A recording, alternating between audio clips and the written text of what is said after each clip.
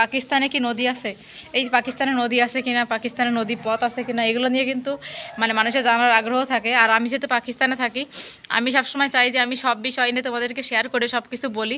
তো পাকিস্তানে নদী আছে কিনা, পাকিস্তানের নদীগুলো কেমন দেখতে, এই নদীগুলো কি অনেক লং কি না, তো এই নদী নিয়েও কিন্তু অনেক কথা থাকে। কারণ আমরা সবসময় চাই কি মানে ভিন্ন দেশ, ভিন্ন দেশের সংস্কৃতি সব কিছু আমরা জানতে সবসময় আগ্রহী থাকি, যেমনটা আমি ছিলাম। আমি কিন্তু বিভিন্ন দেশ বিদেশের ভিডিও দেখি, আমার খুব ভালো লাগে যে দেশ বিদেশের ভিডিও দেখে আমি অনেক কিছু জানতে পারি। তো এটা আমি আমি সবসময় দেখতাম। তো এখন হচ্ছে যে পাকিস্তানে নদী আছে কিনা এটাও কিন্তু মানুষের একটা জানার প্রশ্নের মধ্যে একটা অন্যতম প্রশ্নের বিষয় দাঁড়ায় গেছে। তো এই হচ্ছে কথা যে পাকিস্তানে আসলে নদী আছে কিনা। দেখেন পাকিস্তান এমন একটা দেশ, পাকিস্তান এমন একটা দেশ এখানে আপনারা সব কিছু পাবেন, নদী থেকে শুরু করে মাছ থেকে শুরু করে সব পাবেন। তবে সব রকমের মাছ তো আর পাবেন না, তবে কিছু কিছু জিনিস এখানে আপনারা অ্যাভেলেবেল পাবেন। আমার কিন্তু মানে সবসময় একটাই কথা আছে, পাকিস্তানে আসলে আপনারা সবই পাচ্ছেন। মানে আপনাদের যা যা দরকার প্রয়োজনীয় কোনো কিছু মনে হয় না যে এখানে আপনারা পাবেন না, এরকম কোনো সিস্টেম এখানে নেই।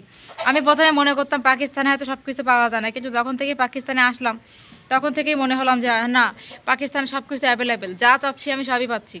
আর আমি আজকে 2 বছরের বেশি পাকিস্তানে আছি, তো আমি পাকিস্তান থেকে অনেক সুবিধা নিচ্ছি সব কিছু মিলিয়ে। তো পাকিস্তানে নদী আছে, আমি নদীতে ঘুরতেও গেছি, আমার নদীর ব্লগও আছে, অনেক ব্লগ আছে আমার নদীর, আমি নদীতে ঘুরতে গেছি, নদীতে সব কিছু দেখছি, এটা আছে। অনেক নদী আছে পাকিস্তান। তবে হ্যাঁ, আমি বলবো যে নদীমাতৃক দেশ হচ্ছে একমাত্র বাংলাদেশ বেস্ট। সবার আগে হচ্ছে নদীমাতৃক দেশ বলতে আমার বাংলাদেশের নাম আসে। কারণ বাংলাদেশে যে পরিমাণ নদী আছে ওই পরিমাণ নদী পৃথিবীর মনে হয় না যে কোনো দেশে আছে, বাংলাদেশে কিন্তু বেস্ট। এই জন্য নদীমাতৃক দেশ আমাদের বাংলাদেশকে বলা হয়। তো বাংলাদেশ সবার আগে, বাংলাদেশ হয়ে যাওয়ার পরে অন্যান্য দেশগুলো আসে। তো আগে যদি বলি, আগে সবসময় বাংলাদেশকে আপনারা বলবেন নদীমাতৃক দেশ। আর পাকিস্তানে নদী আছে অল্প সংখ্যক, আমাদের বাংলাদেশের মতো নদী এখানে পাবেন না অত বেশি নদী আমি এখানে দেখি নাই। কিছু কিছু নদী আমি দেখছি, কিন্তু সেটা অনেক সামান্য, কম কম পরিমাণে, বেশি না। তো এই নদীতে প্রায় সময় মাঝে মাঝে আমি ঘুরতে যাই। নদীতে এখানেও মানুষে মাছ ধরে, ধরে না তা না, এখানে নদীতে মানুষ মাছ ধরে। তারপর হচ্ছে যে নদীতে অনেক বাচ্চা দেখছি সাঁতার কাটে, বাট এখানের মানুষ বেশিটা সাঁতার কাটতে পারে না, কারণ বাংলাদেশে মানুষ বেশি আগ্রহী সাঁতার কাটতে, ওরা একটু কম পারে। তারপরে সাঁতার কাটা থেকে শুরু করে এখানে মানে সব কিছু হয়, ঠিক আছে। তো আপনারা যারা পাকিস্তানে আসবেন তারা অবশ্যই নদী দেখতে পারবেন। এখানে না একটা নদীর সাথে আরেকটা নদীর কানেকশন থাকে পাকিস্তান, মানে একটা নদীর সঙ্গে আরেকটা নদীর কানেকশন। এই কানেকশনটা অনেক সুন্দর, আমার কাছে অনেক ভালো লাগে কানেকশনটা, যে একটার সাথে আরেকটা কানেকশন কত সুন্দরভাবে মিশে গেল। তুমকো মানে এ ভি বলনে লাগা থা। এই কানেকশন একটা নদীর সাথে একটা নদী হয়ে থাকে। দেখো তো গ্যাস হয়েছে কিনা। তো গ্যাস লাইট তুমকো লেনে কে দিয়ে বলা থাকে, গ্যাস লাইট ले आओ। তো এটা হচ্ছে একটা সিস্টেম, হ্যাঁ। তো নদী আসলে থাকে এখানে, এখানে বেশিরভাগ হচ্ছে কি যে করাচি যে সমুদ্রটা, ওখান থেকে বেসিক্যালি এখানে মাছ আসে, ওটাই সব থেকে বড়। আর আশপাশে আছে ছোটো ছোটো নেহার আছে, নেহার বলে ওগুলোর, নদী বলে না, নেহার বলে। ওখানে ধান টান এটা ওটা চাষ করার জন্য ওগুলো করা হয়। তাছাড়া এখানে অত বেশি নদী আমি দেখি নাই, খুব কম।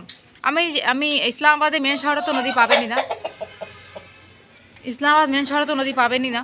তারপর হচ্ছে আপনার ফয়সালাবাদটা, এসব জায়গাতে গেলে হালকা পাতলা দেখতে পারেন, কম তাও।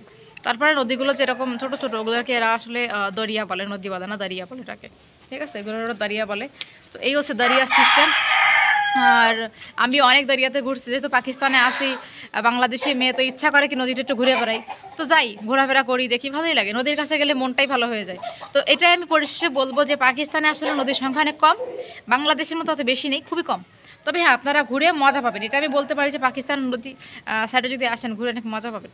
তো ছোটোখাটো নদী তো ভালোই, বিদেশের মাটিতে তারপরে নদী দেখতে পাচ্ছে, এটাই তো অনেক বড় পাওয়া, বলেন এর থেকে বড় পাওয়ার কী হতে পারে, যে আমি বিদেশে আসার পরও নদী দেখতে পাচ্ছি, এই হচ্ছে কথা। তো যাই হোক, পাকিস্তানে আসবেন যারা যারা, এসে ঘুরে দেখে যাবেন, কোথায় কোথায় আসবেন জানিয়ে দেবেন আমাকে, কখন আসবেন, কবে আসবেন, কে কে আসতে যাচ্ছেন।